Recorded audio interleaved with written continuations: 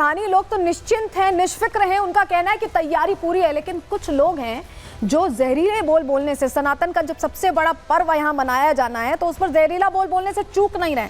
सपा नेता की हम बात कर रहे हैं। खबर क्या है ये जान लीजिए। महाकुंभ पर विपक्ष की सियासत लगातार चल रही है। वो लगातार व्यवस्थाओं पर, अभी आपको याद होगा सपा अध्यक्ष ने कहा था कि अरे तैयारी नहीं है। सपा बार बार कुंभ पर सवाल खड़े कर रही है। महाकुंभ पर सपा विधायक के अब विवादित बोल सामने आ गए। ओम प्रकाश सिंह, जिनकी तस्वीर यहाँ आप देख रहे हैं, इन्होंने कुंभ पर सवाल खड़े कर दिया और कह दिया है कि कुंभ में नहाकर आदमी मरेगा। जहां लोग कहते हैं कि स्नान ध्यान करने से मोक्ष की प्राप्ति होती, जिसका इंतजार सालों साल किया जाता है। 4 कुंभ आते हैं, हर कुंभ में अर्ध कुंभ हो, महाकुंभ हो, कुंभ हो, हर किसी में लोग पहुंचना चाहते हैं, स्नान ध्यान करना चाहते हैं। उसके लिए कह रहे हैं कि नहाकर आदमी मरेगा। गंगा का पानी पूरी तरह खराब है, ये भी कह रहे हैं। और प्रशासन ने कोई ठोस इंतजाम नहीं किए गए। तमाम आरोप इनकी तरफ से लगाए जा रहे हैं। कुंभ के नाम पर पैसा लूटने का खेल चल रहा है। ये हल्की बातें, ये सारी हल्की बातें महाकुंभ को लेकर हो रही हैं, सनातन के इस महापर्व को लेकर हो रही हैं। सुन लीजिए ओम प्रकाश साहब कह क्या रहे हैं। इनको आम आदमी से पूछते नहीं। कुंभ नहाइए, कुंभ नहा के मरे आदमी। पानी खराब, व्यवस्था खराब, पैसा सब लूटा जा रहा है और कोई व्यवस्था नहीं है।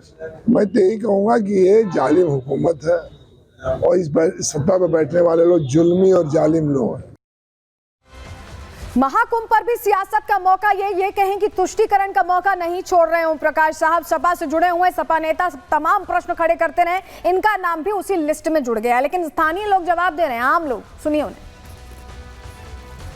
अररगल बयानबाजियां हो रही हैं। समाजवादी पार्टी के एक नेता हैं जिन्होंने ये कहा है कि गंगा में स्नान करने से लोग मर जाएंगे। नहीं, ऐसा कुछ नहीं है। गंगा से स्नान करने के 68 तीर्थों का फल मिलता है। जो भी जहाँ स्नान करेगा उसको फल मिलेगा ही मिलेगा। तो बहुत दुनिया दूर दूर से यहाँ पे आती है, तो स्नान करके जाती है। उनकी श्रद्धा है और भावना है, भावना कोई फल लगता है भाई। ठीक है, आप क्या कहेंगे? हाँ जी, हमारी भी यही इच्छा है। गंगा मैया हमारी माँ है, इसमें स्नान कर कर पवित्र हो जाता है जीव। जो भी कि उसके पिछले और पूर्व के कर्म किए होते हैं वो सब कर्मों से छुटकारा पड़ जाता है। ऐसी कोई बात नहीं है कि गंगा से स्नान करने के आदमी बीमार हो जाएगा या मर जाएगा। ये देखो कितनी बड़ी गंगा मैया की कृपा है। सनातन धर्म जिंदा है और जिंदा रहेगा। तो देखिए, संत समाज, स्थानीय लोग तो यही कह रहे हैं कि सनातन धर्म जिंदा है और जिंदा रहेगा और इसकी प्रासंगिकता हमेशा बनी रहेगी। लेकिन यही सनातन का बड़ा पर्व महाकुंभ सनातनियों को तो रास आ रहा है, लेकिन देश के दुश्मनों और कुछ सियासतदानों की आंखों में खटक रहा है। रिपोर्ट देखिए।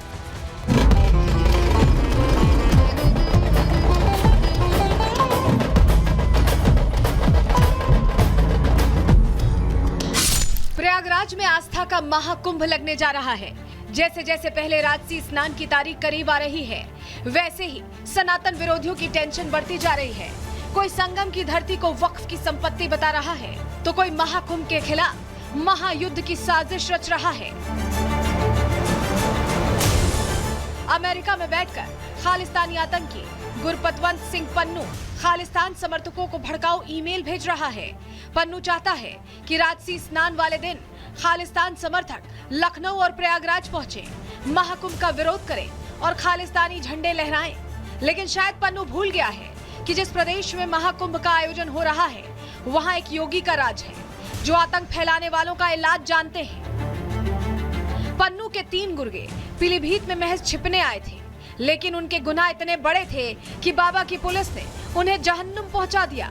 आतंकियों के एनकाउंटर से पन्नू बौखलाया हुआ है।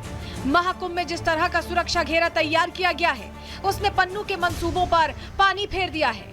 यही वजह है कि जो पन्नू कल तक हिंसा की धमकी दे रहा था, वो आज अपने कारिंदों से प्रयागराज पहुंचकर झंडा फहराने की बात कर रहा है।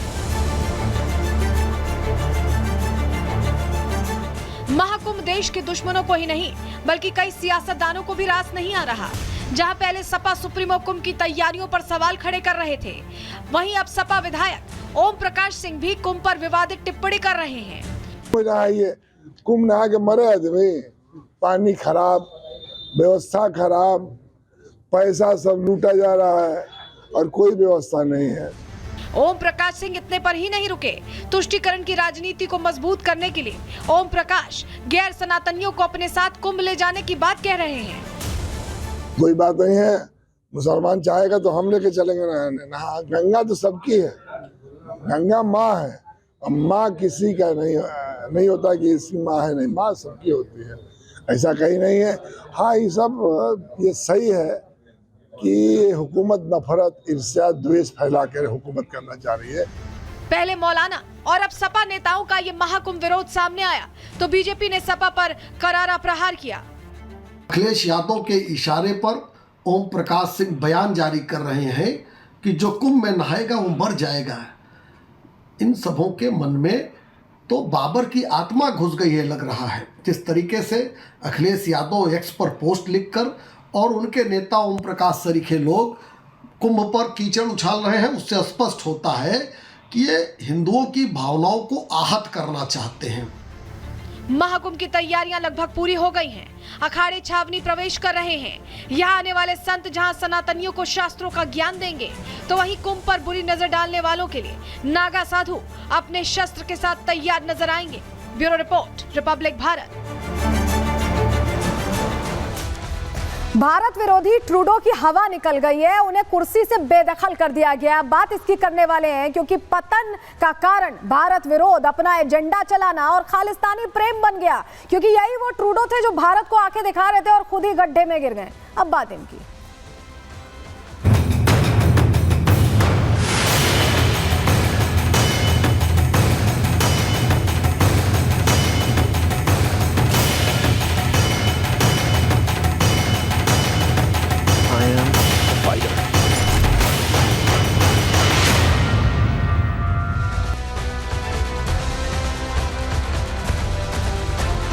और चलिए जल्दी से आपको बता देते हैं कि ट्रूडो के लिए नौबत क्यों आ गई। कनाडा के प्रधानमंत्री जस्टिन ट्रूडो ने इस्तीफा दे दिया है और ये इस्तीफा उन्हें देना पड़ा है। लंबे समय से उनके खिलाफ विरोध चल रहा था, उसके बाद उन्होंने इस्तीफा दिया।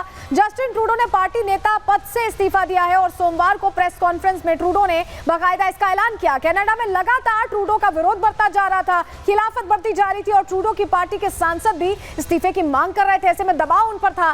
कई नेता चाहते थे कि इस्तीफे के बाद नया चेहरा मिले और कनाडा की संसद को 24 मार्च तक ऐसे में अब निलंबित कर दिया गया है। 24 मार्च से पहले पार्टी को अपना नया नेता चुनना होगा। उत्तराधिकारी नहीं चुने जाने तक ट्रूडो ही पीएम पद पर रहेंगे। क्या कहा ट्रूडो ने अपनी प्रेस कॉन्फ्रेंस में, सुनिए पहले। I intend to resign as party leader, as prime minister.